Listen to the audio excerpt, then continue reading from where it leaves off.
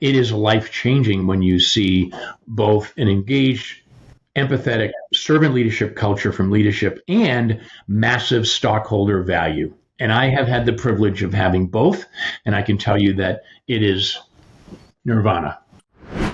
Well, this is into the new year, and we're kicking off our new podcast kind of format with you and I and all that. So It's really exciting to do that. Yeah. And what a great way to kick it off. I love this article you sent me, and I'm glad we picked it today. And I want to kind of start it off with you. I want to kind of tee you up on this one. Yeah.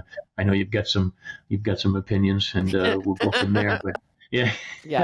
So this is Business Insider. We'll give them credit for this article. Public salary data reveals how much XAI pays some workers compared to OpenAI.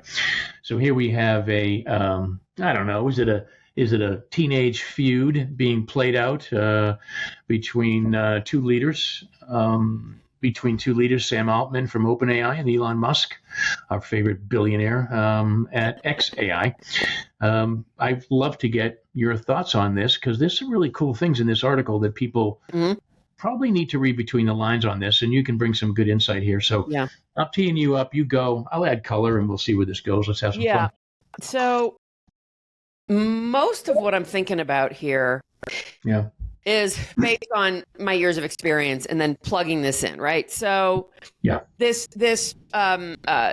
Musk has decided to this all started because Altman is paying his workers considerably higher than standard wages.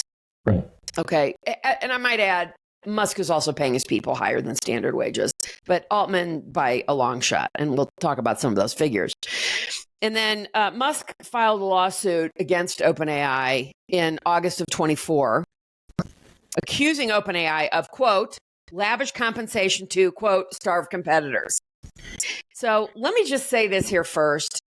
Musk would do the same thing in a second if he could. Of course he would. Oh, well, okay. He can. He can, right? He's got enough money to do it, right? I think he's somewhere at $450 billion, that obscene amount of money now. And I think that, we live in a capitalist society, okay? And let's not forget that corporations are now people. They can pretty much do whatever they want. And XAI has 100 employees to Altman's 3,000 employees. Okay. OpenAI has had a total raise of about $18 billion. XAI has a total raise of about $12 billion since 2023. So he's raised a ton of money in a very short period of time. Yeah. Right. Because we're recording this in December of 2024. That's right. And, I think there's a lot to talk about here, Rob. And, like I said, the first thing is let's look at the leadership of these companies. Musk is just being a big baby. I'm sorry. Whining all the way. I mean, so this is the answer now to just sue people. Yeah. If you don't get your way. I mean, give me a break. I'm sick and tired of seeing it. I'm sick and tired of listening to it. Yeah. And I think that we have to look at the difference of the leadership of these two companies. Right? Musk's an asshole. I'm sorry. He is. I mean, let's look what he did when he bought Twitter. Yeah. Everybody has to come back to office, and I'm dumping 75% of my staff or something like that. I don't remember what the figures are. Yeah, it was pretty radical. Yeah. Altman hasn't done that. So let's think about who might want to go to work for either of these companies. Forget about the pay. We'll come back to that. Right. So, who wants to work for these companies and these leaders? Yeah, the way I look at this is you can like or not like Elon Musk, right? I mean, he's obviously a visionary. He's done some good things in the world. We give him credit for that, right? It's it is what it is. And I think that there is a perception out there of who he is and what he does. And who knows what he's really like? I know I've heard stories. I do have a personal story in which I know an actual rocket scientist that would not work for Elon Musk because the perception is that he overworks and underpays. The word sweatshop, if you will. When it comes to like SpaceX, that's the only reference I have. So, but I have heard that. So, again, I don't have any firsthand information, but I know that he has the ability to pay more. I'm having a hard time understanding what the article is really trying to say, because in the end, this could be fixed in a swift pen, a movement of the pen, where he gives people more pay. I don't know. Afford it. I mean, it's really not that difficult, and he certainly has the funds and the resources, and this comes back to how leaders lead. I think you said that at the beginning, and I think that's what we need to focus here. I mean, this is a game, right? It's all a game. We don't know what's really between the lines. We don't know what the game is, but the fact that the article came up, it's sparked our interest. That's great, but I mean, these are two leaders that are fighting over what? I mean, they're missing the point. Yeah. They're missing the point of how do you lead? And you have I want to tee you up because you have a great saying on that, where leaders and managers. I love that. I subscribe to it, but I want to hear you say it. Yeah, right. So we have leadership cultures and we have management cultures. Yeah. A management culture is where you people work for me. I would say that is Musk's culture. He runs a management culture. Yeah. There's a leadership culture, means I work for you. I believe that is Altman's culture. Right? So, you as the CEO are in service to your employees. You talk about servant leadership all the time, right? You're in service to your people, not the other way around. Yeah, I mean, how many times have you heard me say, people call me up all the time and say, hey, I got my first leadership role. I say, congratulations, you're the least important person in the room. Yeah, I love that. I always laugh. We talk about that a lot. Yeah, or you're the second most important person in the world, however you want to say it. Yeah. The idea is that you need to be a servant. You need to. That's right. That's why you get into leadership in the first place. If you ever get into leadership for yourself, you're going to fail miserably. Eventually, you're going to fail, and that's at least my opinion. I mean, people can argue with me all they want, and I've got 42 years of leadership. I know how not to do it because I really screwed up at the beginning, and I learned on the street. I didn't do my Xerox training in the old days, or IBM training, or I didn't get an MBA at Wharton. Right? I'm a kid that I learned on the ground, on the street. baby. I came from the ground up and made mistakes and learned from them, and I just think that this is a perfect example of, if you read between the lines, what's really going on here is, do you have an engaged culture? And this pisses me off so much because I know, I'm sorry. But look, all these articles are saying, they're all saying different things, but it's the same goddamn thing. Is that culture engaged? Meaning, do the people that work under your charge, do they feel like they're part of something bigger than themselves? Do they feel like they're being better at themselves every day? Are they getting to a new level? Are they surrounding themselves with people that are better than them so they can, proximity is power, I always say, right? And are they learning every day? Are they a lifelong learner? Are they happy? Are they joyous? Are they free? I mean, this is all business, right? And, it goes back, double down, I say love and business. What does that really mean? Well, it's not the relationship you have in life with your partner. It's empathy. It's servant leadership. It's managing and leading, right? Leading that person, not the employee. It's one word, the person, not the employee.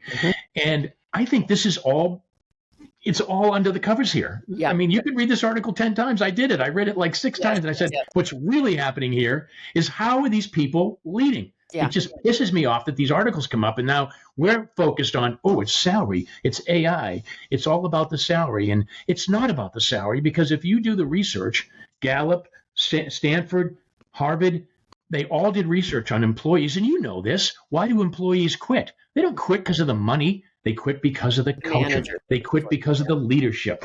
That's it. Money's like, 8th on the list? Well, I don't know if but it's certainly not, I don't think, first, second, or third. No, I think it's really down there. I can't remember the last study I looked at, but it's I don't think it's the top 5. No. I'll tell you what. And here we are talking about money, and it's not freaking money. That's my opinion. Well, and I hope we get people to challenge me. Well, I mean, people can't. Certainly, we always welcome being challenged, right? Yeah. I read an article this morning in the Wall Street Journal about Jeep basically becoming a crappy vehicle. I wish I should have pulled it up before we started recording, because I can't remember what the exact title was. But for those who don't know, Stellantis is the company that came out of Chrysler, Dodge, Jeep, right? And Fiat, that merger. Now I believe Peugeot was part of that. And as typical, I've called them out here, and I'm we've talked about this.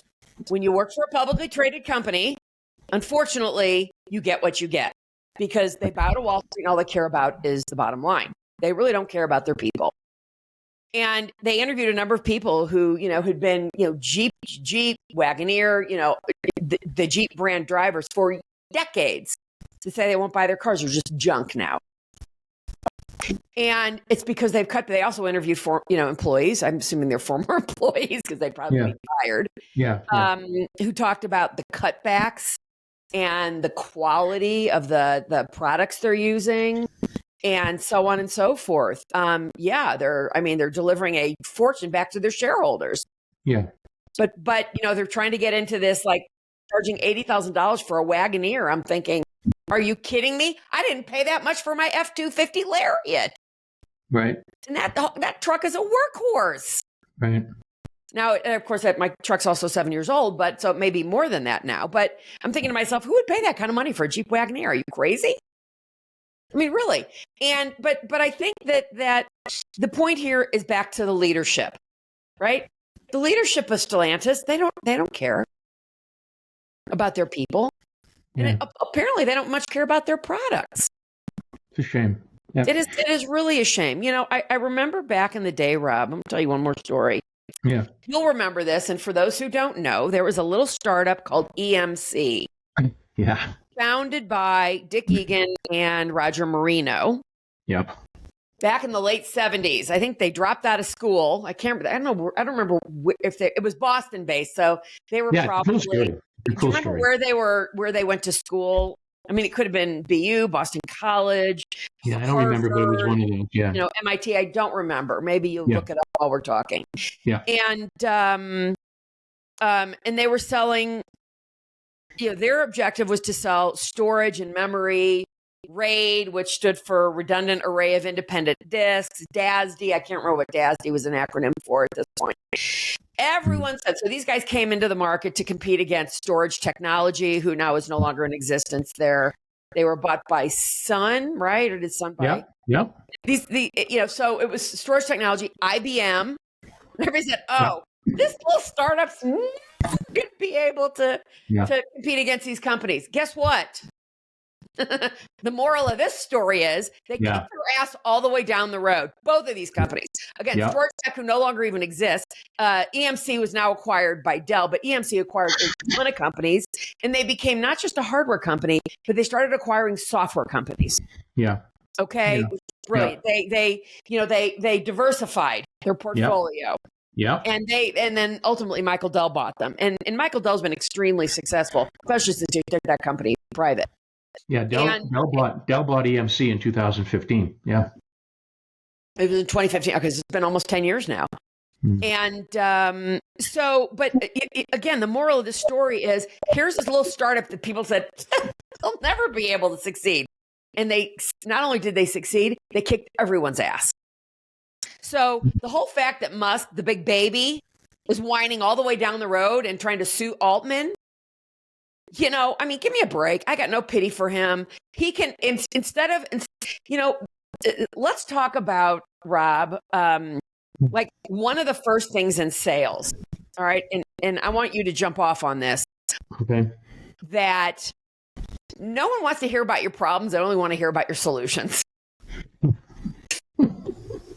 So I'm going to shut up and hear what you have to say about that. That's a mindset, right? That is a total mindset of, what are you focused on? it's where focus goes, energy flows, right? And that's so true. And there's a perfect example of that. And instead of being interviewed and talking about this and doing a lawsuit, and why don't they focus on what's the solution here? The solution is, why are employees looking elsewhere anyways? Yeah. Why are employees why are they complaining about it? Why are they not engaged? It's all about you being part of that solution. And what you see here is an article about, here's the problem. That's and there's right. There is a solution under there, right? So I think that's really the whole key, and where your focus goes, that's where all his energy should be. Right.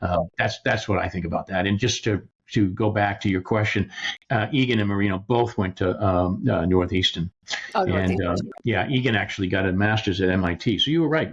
The MIT and Northeastern. I mean, but it goes back in my memory, man. That's 79. That was when I graduated high school. Yeah. That's a long time. Me too. That's a long time ago. Public. Yeah, I knew so many people. Now I feel very old. Thank you for bringing that up. Yeah. Anyway, here we are. Yeah, we can look at all our gray hairs, of which you have far more than I do. Thank goodness. I don't know. That's those forecast calls. Yeah, exactly. So, but I mean, that's really, your point is really, this is just the bottom line. It is. Right? You have to, this is all about, again, leadership culture. Yeah. I work for you. Yeah. We are building a talent-centric organization. What does that mean? That means that the most important thing are our people. And the biggest problem is investors want to see money first, people second, and it is the ass backwards way to do it. Yeah. If you put the right process in place and look at your people as the most valuable thing you own, more valuable than what you're building, because without them, you will not build the valuable product. Your problems will be solved, period. Yeah. Sorry. No, I mean, it of course it's more complicated to do that, but it is that in its simplicity. It is. And hey, look, I don't want to put water on your flame, because you have obviously, I'm right there with you. We have some great points. Yeah. But I do want to make mention that there are cultures out there that are doing it right, even in a public company forum. Yeah. I've been fortunate to work for a few, and it is life-changing when you see both an engaged, empathetic, servant leadership culture from leadership and massive stockholder value. Mm-hmm. And I have had the privilege of having both. And I can tell you that it is nirvana, right? Right. And, but it doesn't happen often. You're correct. But it can. It doesn't really take that much work. It is a mindset. It is all about the mindset and how you come to leadership, how you actually come to the table. Once you switch that mindset, then your focus changes, your language changes, and you know me, your physiology changes, how you show up, your body language, and you're there, and you're listening, and you're present, and you're mindful, and all those buzzwords that we say today. But the reality is they're no longer woo-woo, they are wow. And they are not a nice to have, they are a need to have. And you know that I'm echoing across the globe, and that's all I talk about, is the fact that now we have the neuroscience, now we have the studies from Stanford, all the Ivy Leagues, Oxford, and then we have the Gallup study that says if you do have an engaged culture, you can be 22 to 25% more profitable. Right. So CEOs need to take, why aren't they taking notice of this? They should be. And the good ones are, by the way, because I'm talking to them. Yeah. I'm talking to them. Yeah. And I'm not here to say that no publicly traded company is doing that. I'm just saying the vast majority are not. Okay. Absolutely. The companies that you're talking about are in the tiny, tiny minority. Okay. They are. We see it all the time. And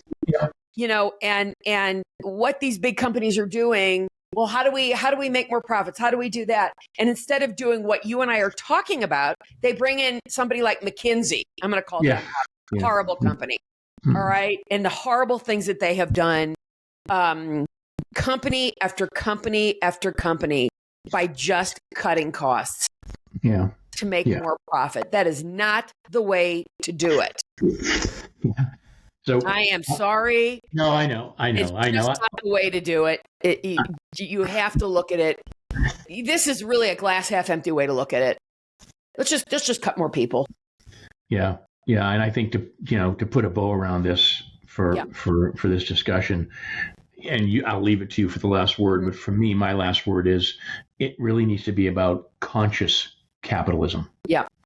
And what I mean by that is you still have to bring massive value to the shareholders. Mm-hmm. You still have to show profitability. Mm-hmm. Just like I always say, you still need operational cadence and excellence when you're leading a go-to-market team. That's where I come from. Mm-hmm. But you also need the other side. Yeah. And that is to lead with empathy, with the servant leadership principles. And yes, dare I say, there needs to be more love in business. And that's how I'll wrap that up. And you take your last word from this, because I know you're passionate about it. No. I'm gonna let you have the last word, because I got nothing, man. That was a great way to end it. Yeah, awesome. It was great to talk to you about this. I hope our listeners enjoy it. Yeah. And again, please, let's hear from you. We're more than happy to hear the other side. We want to collaborate. We want to learn. And don't be shy. We'd love to hear from you. And Carol, thanks again for a great episode. All right, Rob. Thanks for listening to Evolving Your Workplace After Hours. I'm your host, Carol Schultz. And I'm your co-host, Rob Swymer. Don't forget to click follow to hear more. And please leave us an honest review and rating so we can continue to improve and bring you more great stories. Thanks again for listening, and see you next time.